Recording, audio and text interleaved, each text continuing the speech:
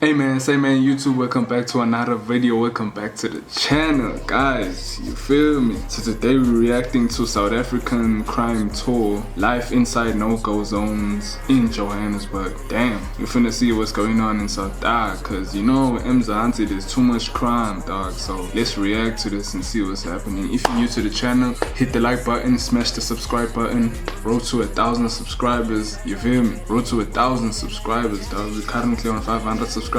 This year we have to hit 1,000 subscribers. I won't lie. Without any further ado, guys, let's get into the video. In progress. We are on a ride-along with a private security company in downtown Johannesburg. They're responding to an emergency call about an armed robbery happening right now. So we switch lights off because it's in progress. We don't want them to shoot at us. You're probably wondering how we got here. Documenting this thing is crazy. For a long time, South Africa has been synonymous with violent crime. Most South Africans do fear home invasion. Johannesburg, South Africa has an international reputation as a dangerous, divided and unstable place. Yo. In 2024, Johannesburg was ranked as the third highest African city for violent crime. Overall, crime is falling, but in the last year, rape, murder and carjackings have all increased. Suspects are buying AK-47s off the street. The crime rate in South Africa is far higher than anywhere else in the world. We're here to find out exactly how dangerous it can be and the reasons behind it. Please tell me that's not bad. It's Steve? dangerous.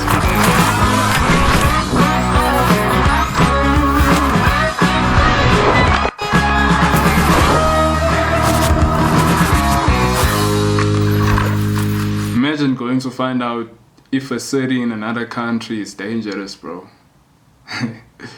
Bro, you're not scared, bro. You putting your life in danger yourself, bro. Gonna document this shit live, bro. Like, bro.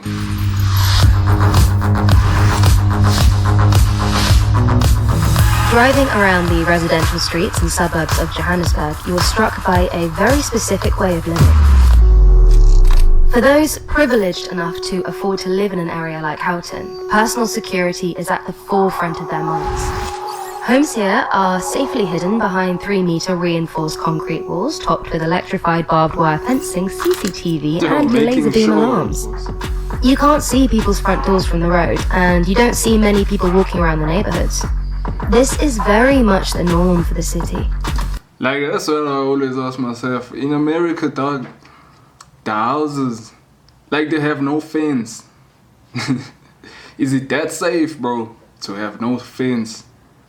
Just the yard, the front yard, the driveway.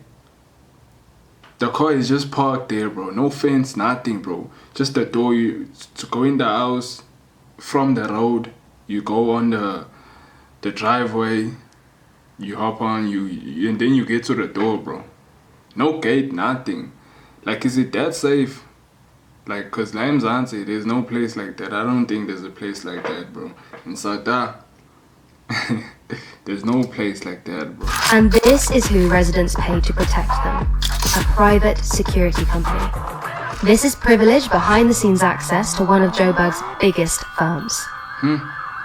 Yasin is taking us out on a patrol to show us the extent of the security problem in the city. Here we are, we're driving around. Where are we going? So we're heading into Johannesburg CBD, notorious Johannesburg. Our downtown Johannesburg is a absolute no-go area for tourists specifically. Tourists often get robbed in the Johannesburg CBD area. For a long time, South Africa has been synonymous with violent crime.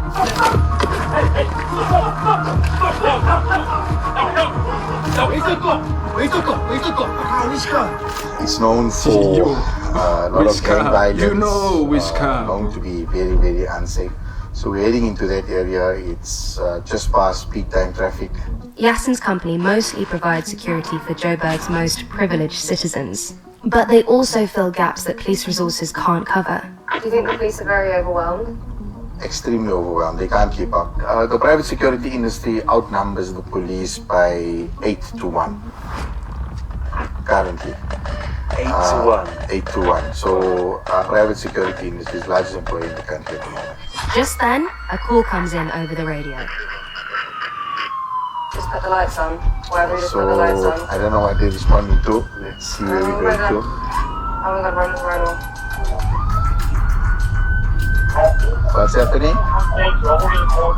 Okay, copy. In progress. I'm going to hang back a little bit because I have no bulletproofs here. So robbery in progress. A robbery in progress. Shit. Sorry, excuse my language. So we switch lights off because it's in progress. Okay. And we don't want them to shoot at us while they're driving out. But we're not far from there now. I'm fighting the urge to scream with excitement right now. Bro, YouTubers are crazy, bro. Even if you in danger, bro, like, you still gotta laugh, bro, because the camera is in front of you. YouTubers are dumb, bro. Hey, even if there's crime, like, serious shit going on, still gonna smile, though, because you're documenting it, you're recording. This is a true story that happened right here in You're my still gonna town. smile. Bro, when-laws I reacted with ads on. What the fuck? Okay, they're going. They're heading out quick.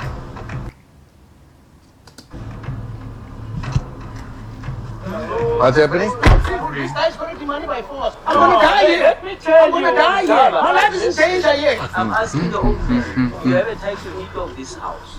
The old man doesn't even drink you this. I was left. So right now, the owner is nowhere to be found. You understand? Okay. So that's what I'm saying. This is a Civil matter. Sure. Sure, yes. Sure.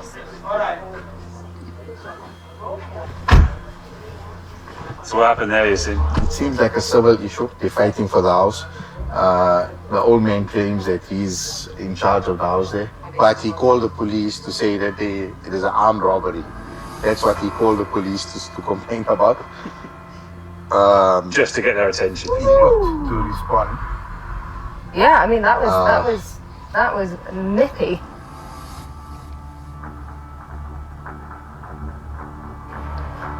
If you have an armory here, then we'll be able to see that. Yeah, we can go into the safe here, guys. Whoa. This is all yours. This is all your firepower. Get. So what have we got? Is that an AK? No, it's not. It is. Why? It's like, why am I backing away from it? Like it's a snake. It's not alive. It's not gonna bite me. Wait, it's safe. We promise. So hold your GoPro. So you're holding it like a dead snake. Like what? Are you gonna? To hold the AK, I mean, I've shot a hold rifle your- before, but to right-handed, yeah, hold your, and there. it's not loaded, right? No. Please, I mean, Don't point at anyone anyway, but yeah. Oh my god. Come on. Stop, because I know Zahia's laughing at me right now. Stop it. Yeah. There she goes. Bang. There she goes. I'm in the wrong job. Should be gun salesman. So when it comes to on-site firearms, we'd use the AKs because we're dealing with suspects that are using AKs, like the Zamas, they're using AKs, so we'll deal with AKs there. When it comes to sites where, like for example, shopping centers and supermarkets in it, we'll use shotguns. Because then you're using rubber bullets. We typically like to keep one handgun, so the driver will use a handgun, and then the passenger will keep a rifle, so that they can back one another up when they get to a site. Kind of comfortable with it. I think you've got more. I was told to always jam it into my shoulder. No. Not jam it into your shoulder. You can dislocate your shoulder. Well, thanks very much, my uncle, for telling me the wrong thing. How often are you guys firing weapons? Our tactical guys are often responding to situations where they where they're shooting, in a week we'd have 2 or 3 shooting incidences. Really? That much? That much. Wow. At the moment in Gauteng, the Zamazama issue is a major problem. So what you'll find is a whole mob of guys will walk up to a site, and if there's no retaliation or no resistance to enter that site, they'll basically come on. So on the first opportunity we end up shooting rounds to basically disperse the suspects. And you see the guns pointing, and then you fire and they fire and you take cover. Right. But what we tend to do is, those situations, go there in force and deal with the problem head on or hands on, come face to face with them so that we can push them back and they know, okay, the site, there's resistance, so they're not gonna come. We filmed with a Zamazama miner in a previous episode. Check out our channel to find it. What rounds does an AK take? Wow. Suspects are buying AK-47s off the street. How much do they pay? Typically from 500 rand, you can get an AK-47. 500 rand? There's suspects that have been caught and gave statements that they rented out the AK to do the job. Rented it? Yo, 500 rand, the AK-47. Shit. That means I can also get an AK-47, bro. 500 rand. I can also get an AK-47. At this point, you feel me? Just for safety. Just to have that gap, bro. Like, in SA it's not safe, bro. You can't be driving around with nothing, unarmed. You have to, bro. I mean, AK-47 is too big, I won't even lie. Maybe I'll carry a 9. You feel me? We know that these guns are freely available to the suspects. We need the gunfire and the power on the ground that the suspects are using. Great, thanks for showing us in here. That's an exclusive, eh? Yeah. That's an exclusive. No one has ever done an interviewing there. Yasin's company use all sorts of cutting-edge tech to combat a long list of incidents, from kidnapping and ransom demands to home invasion panic alarms. I'm interested in a car that's been spotted that has the license plate in association with the kidnapping. Correct. Is that an open investigation, this specific kidnapping? It's an open investigation. So what's the next step here when this car... So if this car hits, for example, in our operational area, in your jurisdiction, we respond. Why is all of this stuff needed? Fucking ads, bro. Okay, we got the best live football and for free. And not just the best man.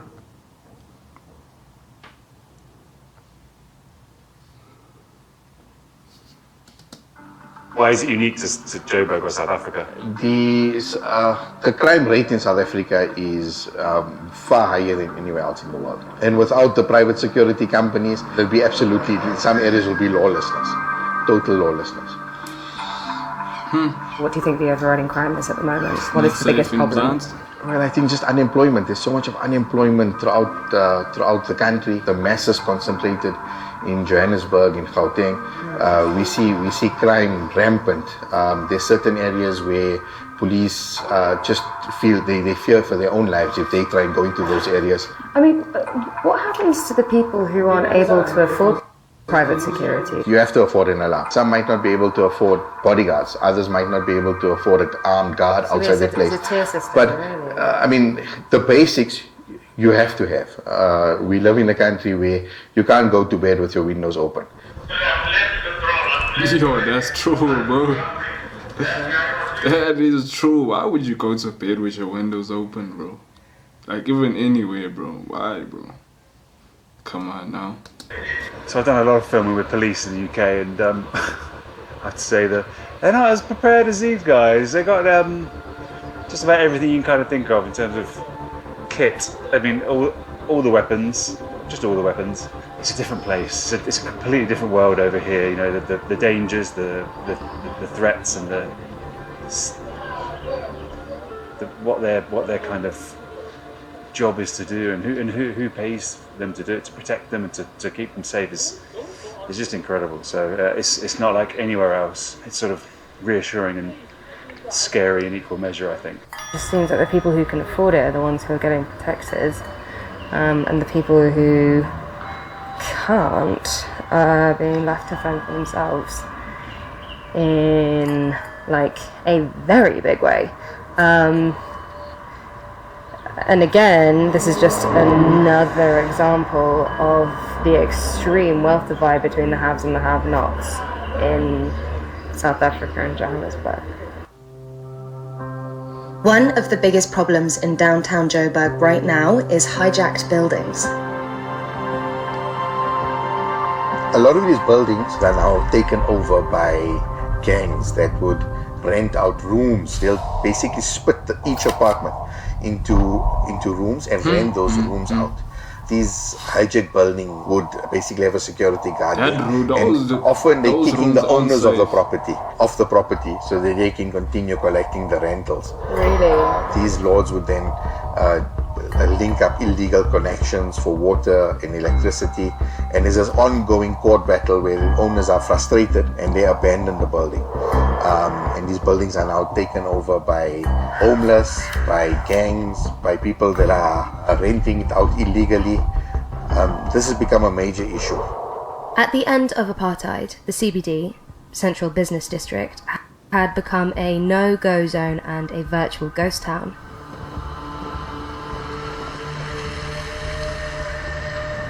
These days, it's full of abandoned buildings, built for commercial purposes, but now used by the city's poorest communities. A lot of white people who had these big, gigantic buildings, they left the country because they had no confidence in South Africa.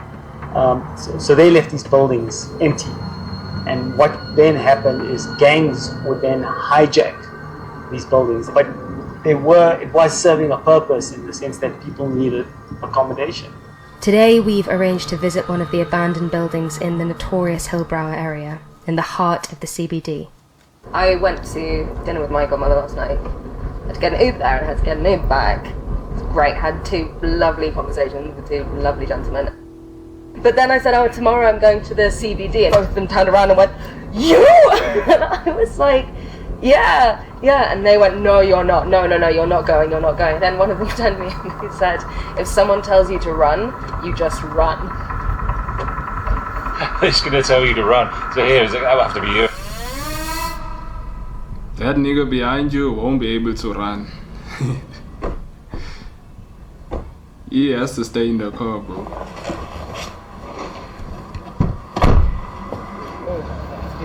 Like it does, I'm not gonna lie, it doesn't look great. It looks like there's been fire damage there as well. This is Florence House. Sounds charming. It's not. Did your mum? Different vibe here to pretty much everywhere else we've been so far apart. Well, certainly in central Johannesburg, outside of the townships. I mean, this is much more like the township in terms of a vibe or a feel we're in. It's kind of, it's poverty. That's what it is. Welcome guys. I'm taking Florence for you. It's kind of dark. Remember, there's no electricity here. Yeah. Should I put a torch on or are we okay? Lighting. She can see her way, right? It's definitely not safe here. No lights.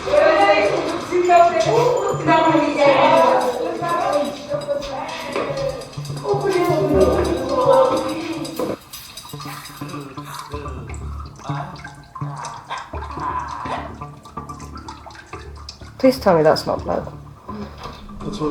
Bro, you could literally create a movie here, bro. Yo. Steve? On the floor. Why, what do you think it was? Blood. Blood. I mean, it looks like blood or shit. Do you think it's blood? No, the way it's splattered and thick. splattered, I think it looks like blood. Blood? Yeah. I'm not getting interested from No. No. Inside, it's like being an apocalyptic zombie first-person video game or a real-life escape room. I'm telling you.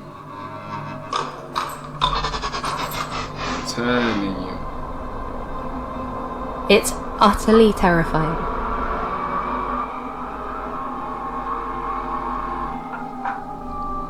We're told by a resident that gangs attempted to take control of the building back in 2017.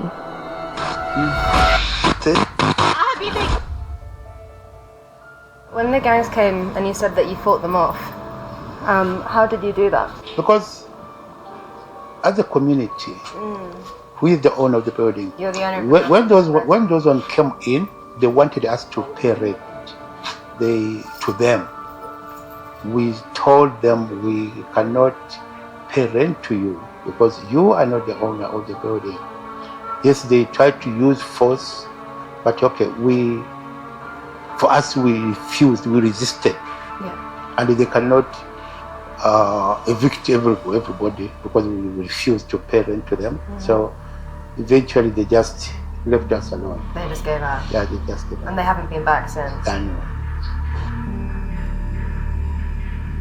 Because they don't own the buildings. The building's power was switched off recently when the building's landlord just upped and left. Water is sporadic at best. Some days it runs from communal taps, others it just doesn't. Private buyers won't invest in the area and the government has all but written the place off. Around 200 people call this place their home, along with an unofficial orphanage.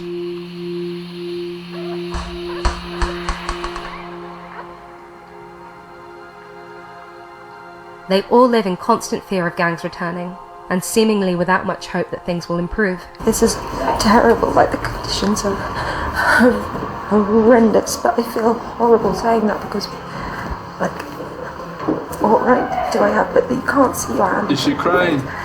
You can't, there's water everywhere, there's blood on the ground. It's like, and rooms are numbered, like, something out of, like, here, you can see it. 431, like it's numbered like something out of some kind. It's like it feels like an apocalyptic wasteland. So this water's from the rainwater, is it? This... From the rainwater, yeah. But I came to Florence maybe 6 years ago. It wasn't in as bad shape as it is. This has gotten worse, eh? Has it? Well, since the last time you were here? Yeah, it's gotten considerably worse.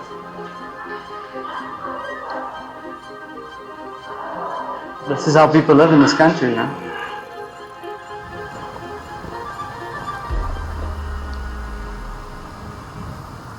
I wonder if there's a country that's worse than this. I'm sure there's countries that are like this. Like, if you would think of it, what's worse than that, bro? Like, that building alone, bro. What is worse than that, bro? Atlas AI voiceover feature allows you to turn your words into voices you never thought you had. Like, you can't imagine what's worse than that, bro. I'm sure there is a place that's worse than that, but you can't even imagine, bro. Can't even think. What is worse than that? One of the ways Joburg's communities go looking for danger is in something called car spinning.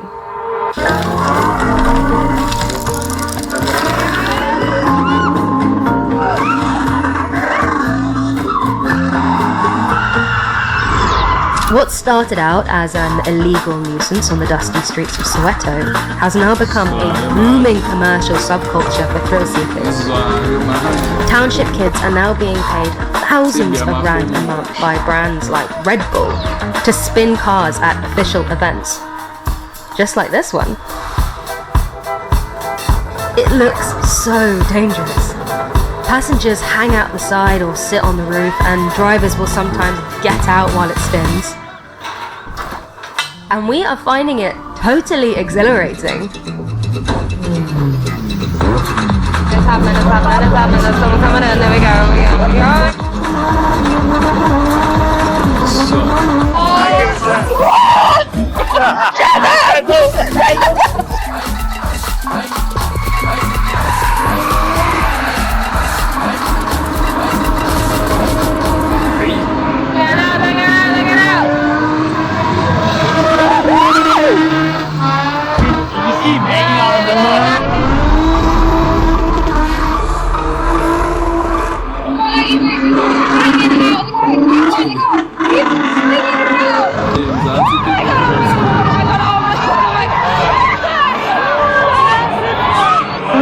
parts. It's gonna be 2 parts at the same time. 2 parts at the same time. 3 parts!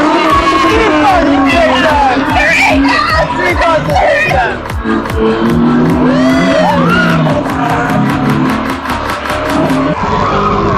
So entertaining. Why is it so entertaining?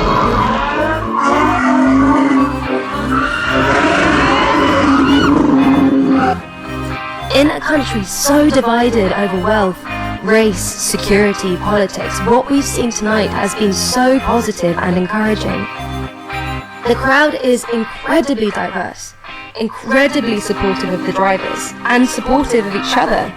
This is the first time we've seen South Africa coming together with our own eyes, and it's beautiful.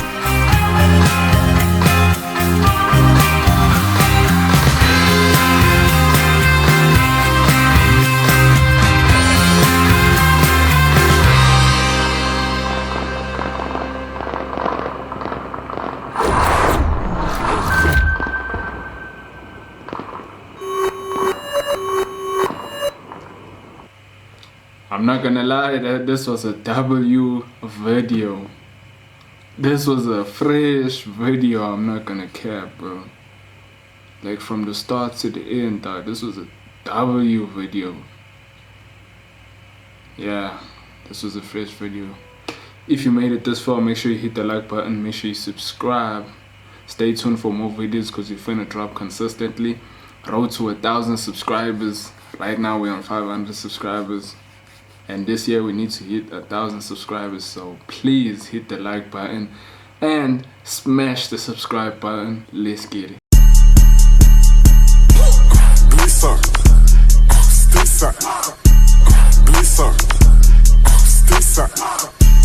I'm in a 4x4, yeah, I got my wrist up.